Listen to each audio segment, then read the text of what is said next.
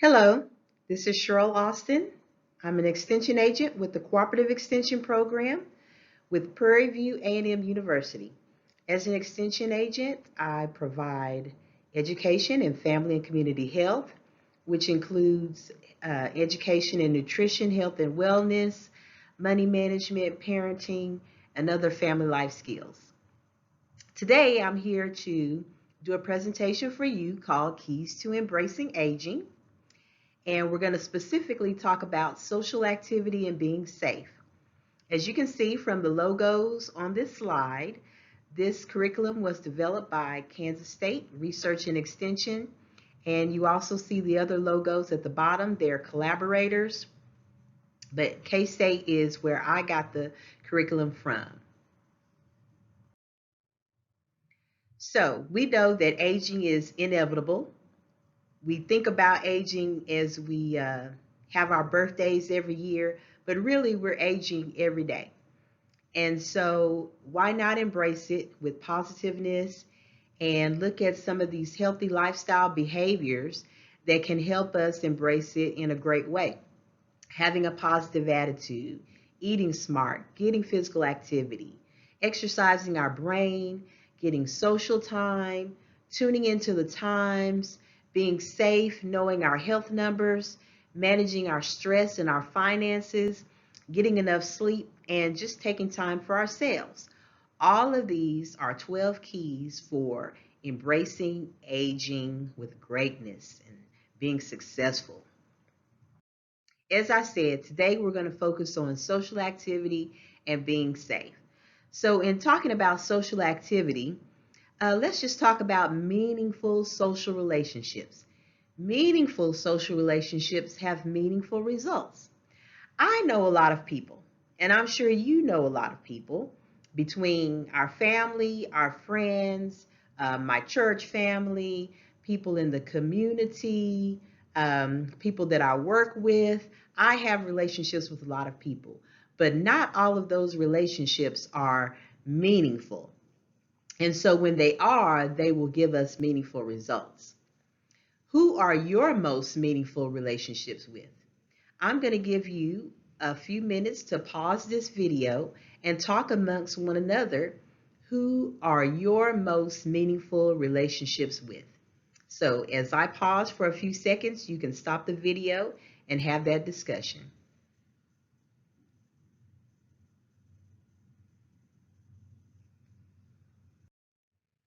All right, so let's move on. Meaningful relationships require work, don't they? You hear people say marriage is work, and that is truth because marriage, I hope, for you that are married, it's a meaningful relationship. And it does take hard work. And when you look at hard work, that means there's action involved. I can't just sit back and be idle and expect to have a meaningful relationship. It's going to take some action on my part. It's going to take some work to be dedicated enough to check in on that person, to check in with them, to do the work. If we're having problems, we have to be dedicated and develop that trust relationship with one another, that we are in it for the long haul. It takes a conscious effort. Again, I can't sit back and be idle. I have to be very conscious about what I'm doing to make this relationship work. We have to communicate, and communicate is a two-way street. So I can't just do all the talking. I have to spend some time listening. We need to repeat what the other person has said to make sure that we have an understanding of what they're telling us. And then we need to be honest with one another. You've got to tell the truth, whether it hurts or not. But telling the truth, we need to make sure that we say it in a respectful way. And so we want to make sure that we remain respectful to the other person, and not just when we're communicating with one another, but respecting that person's ideas, respecting their goals, respecting the things that they believe in, and having patience with one another. I mean, I have flaws, you all have flaws, we all have flaws. So let's just give each other some grace and be patient. And then there's always going to be compromise because I have needs and desires, you have needs and desires, but they don't always click well with one another. So we have to meet somewhere in the middle so that it's a win-win situation for both of us. Now, when we put that work in to be dedicated, to communicate, to be honest, to be respectful and patient and compromise, well, look at everything that it produces on the other side. It's going to produce joy and excitement. I know that when I'm around people that I really love and care for, there's a lot of joy, there's a lot of excitement there, there's a lot of laughter there, and then there's support. That person, we're going to support each other's goals. We're going to support each other when something happens that might be bad for us. We're going to be there for one another. We're going to love each other no matter what. When we have meaningful relationships, we have empathy for one another. So if something happens to you, I don't just sympathize with what's going on with you, but I feel what you're feeling. If you're feeling sad, I feel that way too, because our relationship is just that strong. And we're going to feel satisfied with that relationship, and we're going to have a sense of well-being. So it's quality versus quantity. It's not how many followers or friends I have on social media, but the quality of the relationship.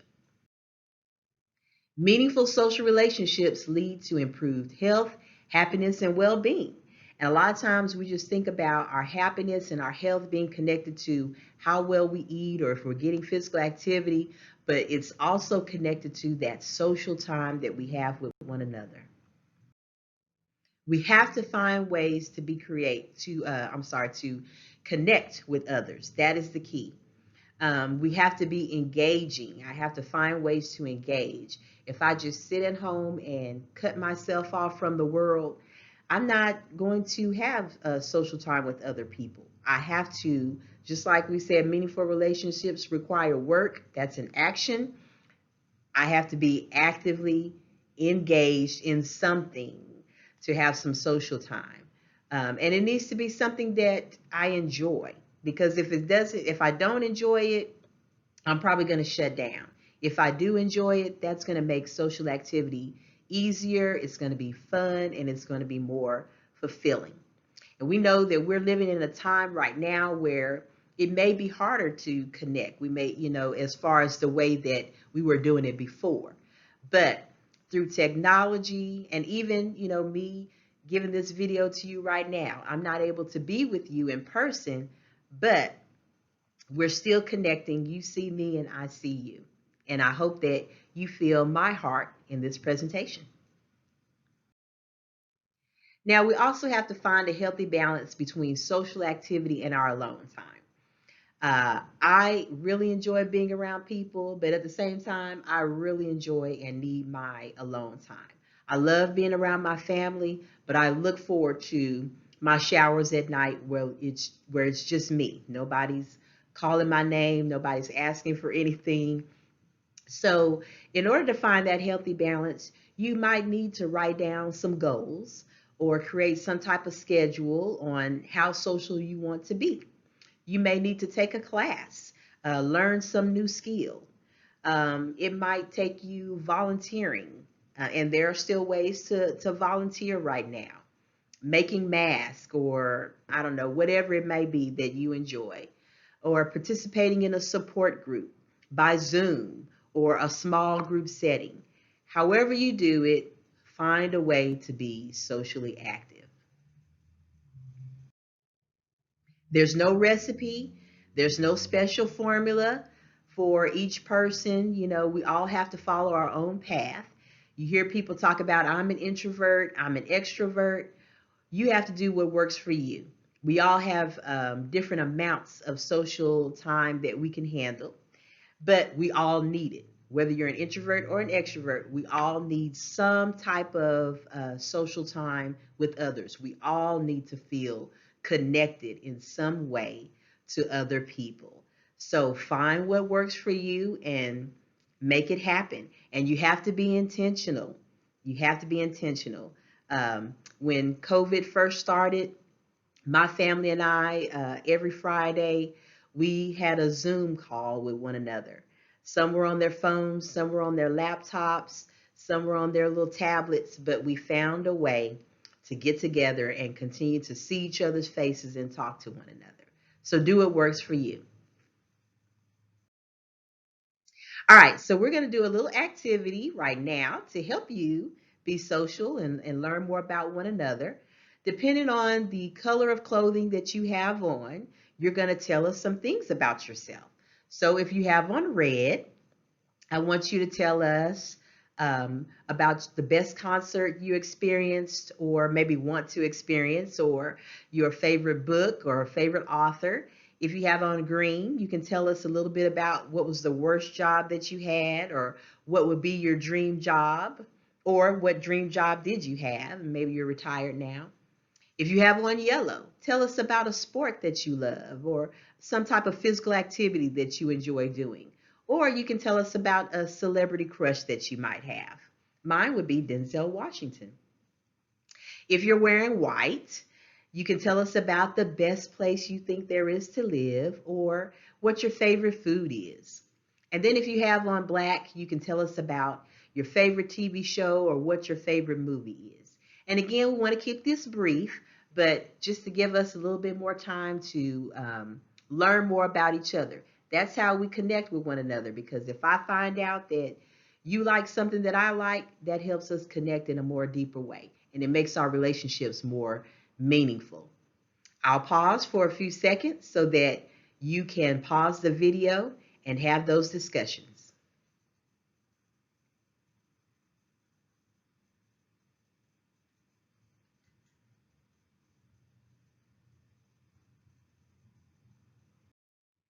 Okay, so as we have talked about being social, we don't need to forget that we need to be safe. And sometimes we can be social and it can become unsafe. If we're being social on the internet, sometimes people can hack into our information. Just an example. So while we're being social, we also need to practice being safe. That's our other topic for today with keys to embracing aging.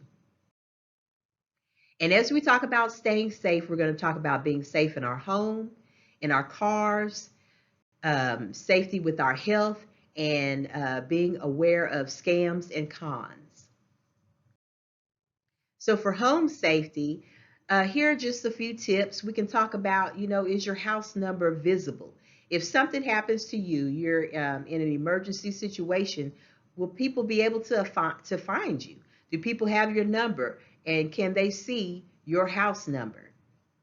I know back in the day, a lot of people didn't lock their doors and windows. And some people may not do it now, but I hope that we are all locking our doors and our windows, making sure that you have smoke and or carbon monoxide detectors, and not that you just have them, but that they work, that they have fresh batteries. If you have children around the home, making sure that it's childproof. Try to think like a child. We know that children can get into just about anything. So what are those things around the house? Those outlets, making sure they have covers, making sure chemicals are stored at a higher level, knives are put up, things like that. So childproof in our home. If a fire or an emergency situation arises, do we have a plan in our household of what we do? What doors do we go out of? Where do we meet up when we're all outside to make sure that everybody is safe? If you have a fire extinguisher, making sure that it's handy and working, just like the smoke detectors, and then keeping our area free of any type of fire or trip hazards. Frayed cords might be a fire hazard. And just making sure that the floor is clear, that we don't have, in the kitchen, we don't have our pan handles out to where somebody can flip them off the stove, things like that. So you might have some other tips that you can think of, and you are free to stop this video for a few seconds and talk about some other home safety tips that you know about that have not been included on this list.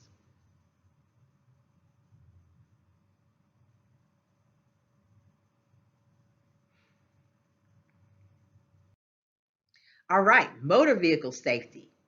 Buckle up. We know it's the law. That's what they say. Buckle up. It's the law. So make sure that you always have your seatbelt on. Avoiding distractions. What are those distractions?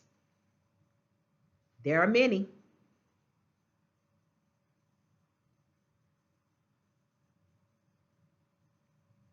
Okay, I know that you all yelled out, I'm pretty sure, some really good distractions when we're in our car. One being that radio. If we're busy trying to find that radio station, that can be a distraction. Our phones can be a distraction. Other people in the car can be a distraction.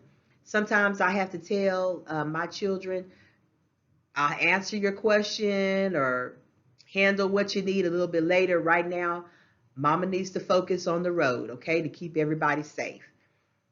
And sometimes our distractions can be us, like our own mind. I know sometimes when we're going places where we are accustomed to going there, our bodies can get us there, and we're not always focused. You know, you may look up and say, "How did I get here? I don't remember going through intersections," and so that's unsafe. That's unsafe when we kind of phase out while we're driving. So it's best to stay alert and stay focused while we are driving. Stay off our phone. A lot of these new cars have the technology where you can be hands free and you can still talk on the phone, or you can use tap into the music on your phone. But really, all of these are just more distractions that can keep us unsafe. Using age appropriate car seats, it tells you on the box the weight and the age levels. And if you're ever concerned about that, there are people around you that you can call on to do car seat checkups to make sure that you're using the right car seat. Not driving impaired. And a lot of times when we think about driving impaired, we may think about substance abuse, you know, someone under the influence of drugs or alcohol, but it could also be medications. If we have a cold or we take medications for certain conditions, these can also impair us. And or just when we're tired, you know, we shouldn't drive when we're tired. And we want to be a defensive driver. We may be following all the rules, but we know that everybody on the road is not. There are some people who are dealing with road rage. There are some people who are in a hurry, and they are not practicing safe habits. And so we want to make sure that we're not only looking out for us, but for the other people as well. So be a defensive driver and maintain your vehicle, whatever things we need to do to keep our vehicle running properly. Also, just making sure that we don't wait till we're on E to get gas. You know, you never know what type of situation you may be in. Stay gassed up, keep your tires inflated where they need to be, oil changes, all those different things. And so again, I'll pause for a few seconds if you all have other tips that you want to add that may not have been mentioned.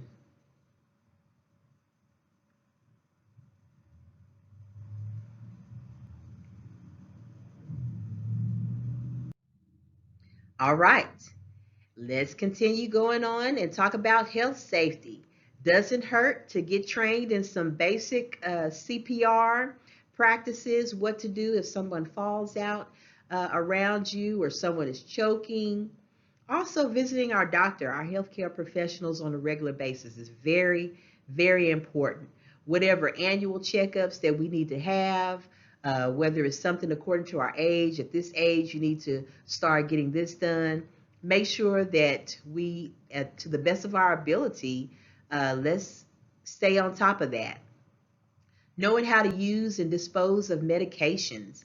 I'm not ashamed to say that I take medications on a daily basis, and I don't mind using that little medication holder so that I always can remember if I'm taking my medication at the right time of day and whether I've taken it or not.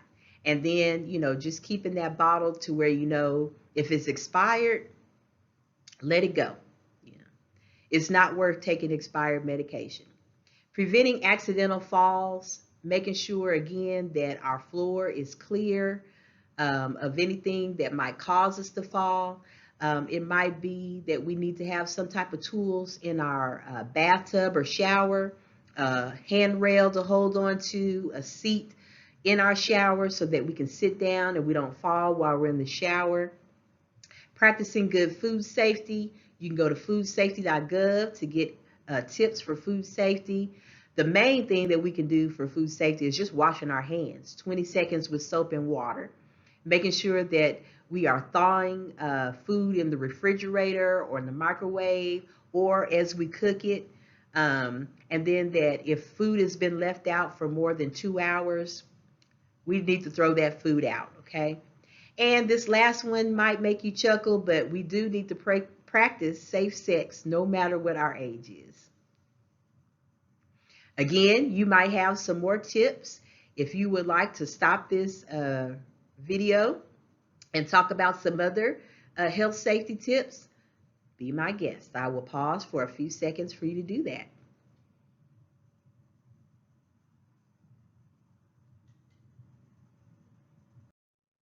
All right, the last thing that we're going to talk about with being safe is scams and cons. And we know that right now, because of what's going on in our world, the scammers are out there and they are in full force and they are trying to take advantage of those populations who they feel are more vulnerable. And so, with that said, we never want to give out personal information if you don't know who you're talking to. Okay. Um, if you contact a business that you are a business that you do business with, that you have an account with, they will ask you to verify who you are. But usually people don't just contact you out of the blue and then start asking for personal identifying information. Scammers, let's beware of that. Be cautious of free deals. If it's free, it should just be free. I shouldn't have to give you money to get something for free. So if you see something that says it's free, just try to, take your time to examine what that deal is all about before you do anything that might hurt you in the long run. Don't get pressured into limited time offers. This has happened to me in the past. Again, I'm not ashamed to say about my past mistakes, but I have lost money in the past because I let someone, talk me into something saying, well, if you don't take advantage of this today, you're going to lose it. And so now my husband and I have a thing where we have to sleep on it. We have to pray about it, and we just have to have a few days to kind of discuss it and weigh out the pros and the cons. And if they try to tell us that, well, you're going to lose out if you don't do it right now or today, then we don't need that deal. That's plain and simple. That's not the deal for us. If ever you feel uncomfortable, hang up, close that email out, delete it. It's okay. I like to be as polite with people as possible, but in this case, if you're making me uncomfortable and I feel like you're trying to take advantage of me or steal my identity, I'm going to be rude and I'm going to hang up. So, aging is inevitable. It's going to happen. It's happening to us every day, every year, but we can embrace it. We can be positive about it. We can get through it with all those different healthy lifestyle tips that we talked about with this series. And today, being safe and being social will help us get through this aging process. Again, my name is Cheryl Austin, and I am an extension agent with the Cooperative Extension Program for Prairie View A&M University. I'm here in Bell County. My email is slaustin@pvamu.edu. If you ever want to get social and ask me a question about embracing aging or anything else with family and community health, I'm here for you. Our office number is 254-933-5305. I hope you all enjoyed this session today, and if you learned something or you didn't learn anything, but you were just reminded of tips that we need to remember, I hope you enjoyed it nonetheless. Thank you and have a great day. Continue to be safe.